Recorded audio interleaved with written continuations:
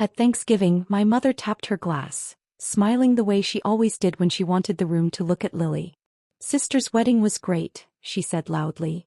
"So, Kat, when's yours?" A few people laughed. My father kept carving the turkey like it was urgent work. Lily didn't say a word, she just watched me, too still, too careful. I set my fork down. "I already had mine," I said. "You got invitations." The room dropped into a silence so sharp it felt physical. Then my dad whispered, "We never got them." So I reached into my bag, and that's when everything they'd been hiding finally surfaced. Growing up, I learned early that my family loved symmetry. Perfect photos, perfect milestones, perfect stories to tell other people. And in every single one of those stories, Lily was the center. I wasn't bitter as a kid. I just assumed that was how families worked. One child shined, the other made room. By the time we were teenagers, the pattern wasn't a pattern anymore. It was a structure, a system.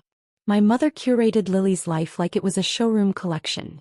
Dance classes, cheer tryouts, a hallway full of awards. Whenever I had my own moments, science fair ribbons, a college acceptance letter, Mom would smile politely and ask if I could take the picture later because she needed good light for Lily's new headshot. I didn't break the cycle. I adapted to it. I got good at watching, learning, anticipating. And I got even better at surviving quietly. Seattle changed me though. Moving 3 hours away wasn't rebellion. It was oxygen. I built a life. A small apartment with tall windows, stacks of research notes everywhere, shirts that smelled like the coffee Ethan made every morning. My job analyzing water and environmental data might not impress the people my mother wanted to impress, but it mattered. It made sense to me. And Ethan, he saw me in ways my own family never attempted. He listened. He remembered. His family noticed me too, not because I performed but because they cared. The first time Helen hugged me, she didn't let go immediately the way my mother did, like she was checking a box. She held me warm and certain. She asked about my work. She remembered specifics. Robert did too. They weren't perfect people, but they were present. And that was new. So when Ethan proposed on a foggy June morning by the water, I said yes without hesitation. We didn't want a grand production. We chose a small coastal chapel, invited the people who truly knew us, kept everything simple and real. The only thing I wished for, quietly, stubbornly, was that my parents and Lily would show up. That maybe for once they'd choose me. I designed the invitations myself, printed them early, and mailed them with signature required because I knew my family's habit of misplacing things that weren't useful to them. I triple-checked addresses. I refreshed tracking numbers like it was a ritual. When everything showed as delivered, I finally let myself breathe. Then the silence came. No calls. No texts. Not even a casual congrats in the family group chat. Weeks passed. The wedding passed. And still nothing. I told myself 100 stories to avoid the truth. Maybe the mail got mixed up. Maybe they were planning a surprise. But deep down, a colder thought took root. Someone didn't want those invitations seen. And I didn't know how right I was until Thanksgiving night. The silence after the wedding didn't just sit there. It expanded. A call to my mother went to voicemail. A message to my father got a polite, "I'll call later," that never came. And the family group chat. I wasn't removed loudly. I was erased quietly. One night, washing dishes, I told Ethan, "Maybe it's a glitch." My voice betrayed me. He glanced over. "Kat, did they ever respond to the invitations?" "At all." I shook my head. He didn't accuse or push. He simply said, "Let's check the logs." He helped me navigate email activity, something I never would have known how to do alone. And there it was, access logs for the family email. One invitation notice opened, deleted, permanently erased. The timestamp unmistakable. It wasn't a glitch. It wasn't forgetfulness. Someone had gone out of their way to make sure no one saw my messages. And the worst part? I already knew who. Lily had always been the gatekeeper. Mom's appointments, Dad's bills, the mail, the calls, the schedule. Something passed through that house, it passed through her hands first. And with her massive 350-guest wedding in September, the last thing she wanted was attention slipping away. So I needed proof. I pulled up the tracking receipts. I'd saved 4 packages for signatures. My name as sender, their address as the destination. And at the bottom, one signature I recognized immediately. Lily's. The curl of her handwriting made my throat tighten. She hadn't misplaced them. She hadn't forgotten. She intercepted them. She made sure my wedding didn't exist. Finn touched my arm. Kat, what do you want to do? I didn't have an answer then. Anger would have been easier. Rage would have made sense. But what I felt was older. A wound reopening. Thanksgiving was coming. I almost skipped it. Almost let them keep pretending I didn't exist. But pretending was what built this mess in the first place. So I went. And I carried the truth with me. Thanksgiving always looked perfect from the outside. White tablecloth, polished silver, a candle flickering like a magazine spread. But the moment I stepped in, that old tension settled over me like a coat I never asked to wear. Lily posed for photos by the fireplace. My mother narrated her wedding for the 100th time. My father poured wine mechanically. Not one person asked about me. Not one mentioned the wedding they'd all ignored. I took my seat across from Lily. She didn't look at me. He didn't have to. Silence can be a performance, and she excelled at performing. Dinner opened with the usual script. Praise for Lily's dress, Lily's venue, Lily's connections. Every sentence another reminder that they showed up for her over and over, while they couldn't bother to acknowledge a single detail of my own life-changing day. Then my mother tapped her glass again. Sister's wedding was great, she said brightly. So, Kat, when's yours? The table chuckled. Even the turkey knife in my father's hand paused like it wasn't sure which side to take.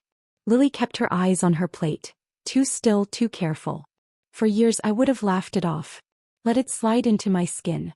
But not this time. I set my fork down gently. I already had mine, I said. 6 months ago. The shift was instant. Air yanked out of the room. You got invitations. Forks froze. My mother's smile collapsed. My father blinked slowly. Lily didn't move, because she already knew. Kat, my father said carefully, we never got any invitations. There was the why. The story they didn't even realize they'd rehearsed together. I felt something inside me settle. Not anger, not revenge. Clarity. I figured you'd say that, I replied softly. I reached into my bag and set my phone on the table. The screen lit up, glowing against the silverware, the candlelight catching the edges like a blade. Every pair of eyes locked onto it. This was the line I had never crossed. The boundary I had never drawn. And I was finally drawing it. The moment I tapped the screen, I felt it, the exact second I stopped letting myself be rewritten. The room shifted. Not loudly. Not chaotically. Quietly. Quiet in the way storms get just before they level a coastline. The receipts opened in a neat list. 4 deliveries. 4 signatures. All marked received. I zoomed in on the first one and turned the phone so everyone at the table could see. The looping, confident signature at the bottom was unmistakable. Lily. My mother gasped, her hand flying to her mouth. My father leaned in as if he needed to see the truth up close before it counted. Ryan stiffened, eyes darting from the screen to his wife like someone had suddenly spoken a language he didn't know she understood. Lily didn't move. Not a twitch. My pulse thudded in my fingertips, but my voice came out calm. Too calm. These were delivered April 23rd, I said. All 4 invitations. Signed for by Lily.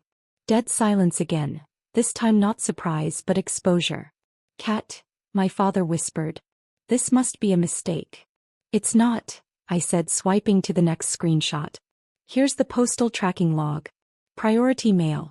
Signature required. All confirmed. All delivered. A beat. And all intercepted. My mother shook her head violently. No. That makes no sense. Lily would never. Oh, stop, I said gently, not harsh, just done. You keep saying what Lily wouldn't do, but you never look at what she actually does. That landed. My mother froze. Ryan finally spoke, voice low. Lily, did you sign for these? Lily blinked. Not thoughtful, mechanical. I don't remember. Maybe. Sometimes I grabbed the mail, but I never saw any invitations. I stayed silent. Silence is louder than accusation. I let it sit. My father stared hard at her. You didn't see 4 packages from your sister? When you knew she was engaged. It's not my job to track everyone's mail, Lily snapped. Her first crack. Sharp enough to cut. It was the wrong move. My mother reached toward her. Sweetheart. No, I said calmly. Let her talk.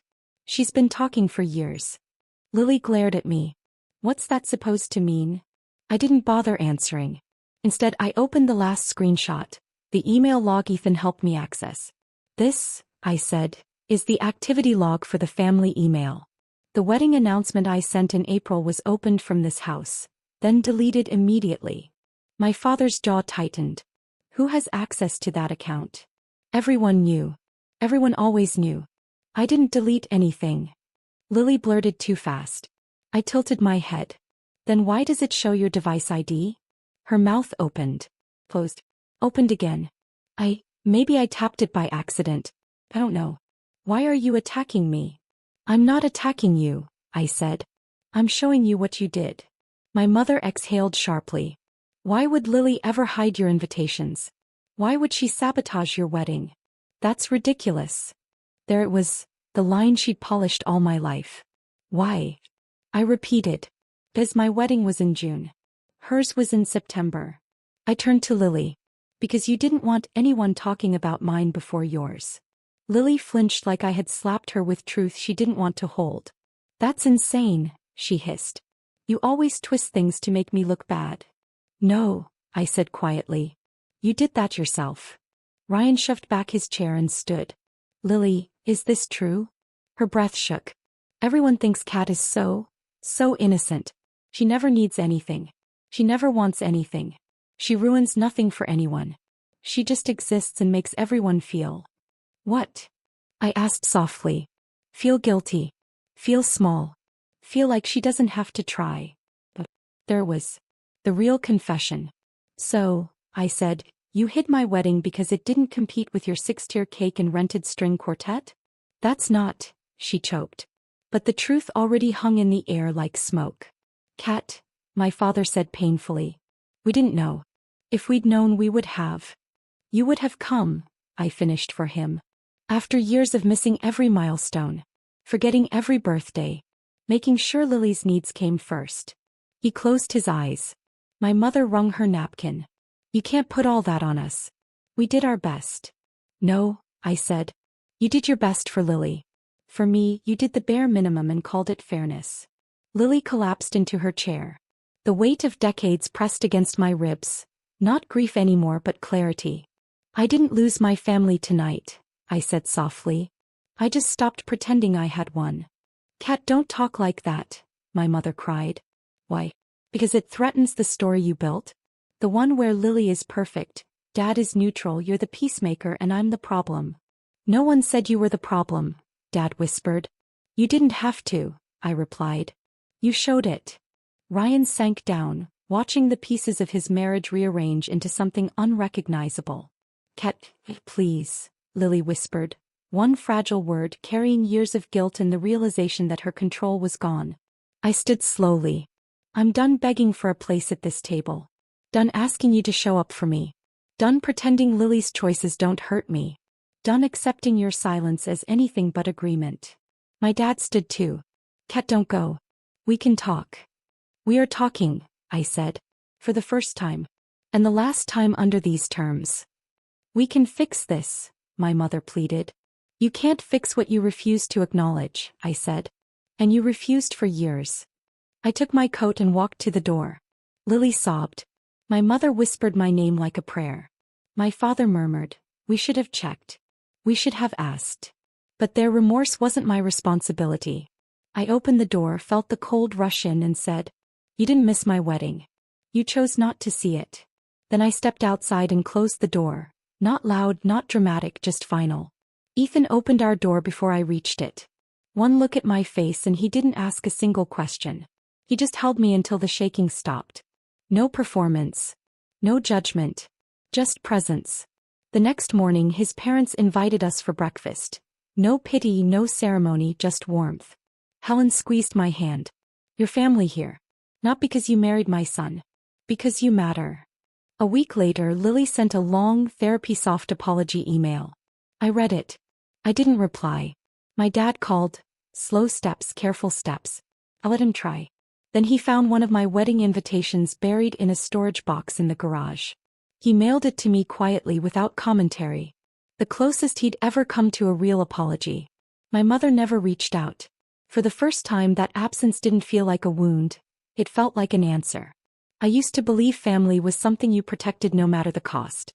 Now, standing in my home, Ethan cooking dinner, laughter drifting from friends who choose me every day, I finally understood. Family isn't who shares your blood.